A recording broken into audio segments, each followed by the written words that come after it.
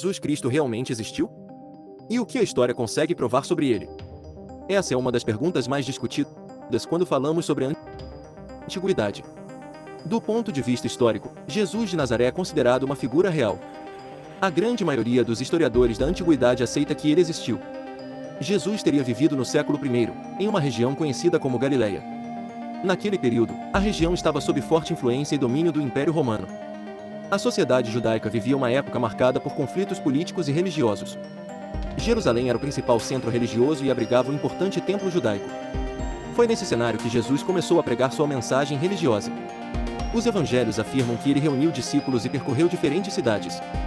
Um dos episódios mais conhecidos é o batismo de Jesus realizado por João Batista. Esse acontecimento também é considerado historicamente plausível por muitos especialistas. Jesus posteriormente passou a ser conhecido como um pregador e mestre religioso.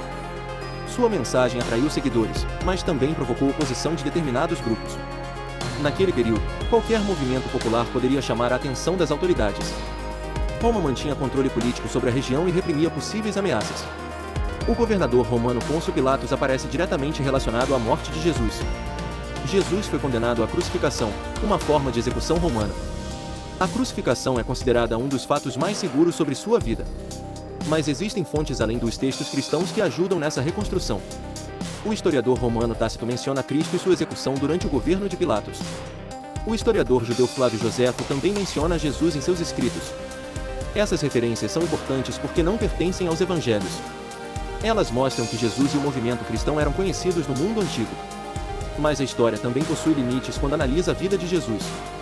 Não é possível comprovar historicamente um milagre da mesma maneira que um acontecimento político. O mesmo acontece com a afirmação de que Jesus ressuscitou. Historicamente, podemos afirmar que seus seguidores acreditavam que ele havia ressuscitado.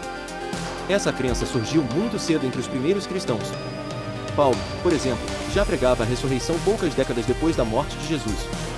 A partir desse movimento começou a expansão do cristianismo pelo Império Romano. Em poucas décadas, comunidades cristãs surgiram em diferentes regiões. Séculos depois, o cristianismo se tornaria uma das maiores religiões do mundo. Portanto, a existência histórica de Jesus não depende apenas da fé cristã. Ela também é estudada por historiadores através das fontes disponíveis. O que permanece como questão religiosa é a interpretação de quem Jesus realmente era. Para os cristãos, ele é o Messias e Filho de Deus. Para a história, ele foi um pregador judeu do século I que deixou um impacto extraordinário. E talvez esse seja o maior mistério histórico de todos. Como um homem de uma pequena região do Oriente Médio conseguiu transformar a história mundial?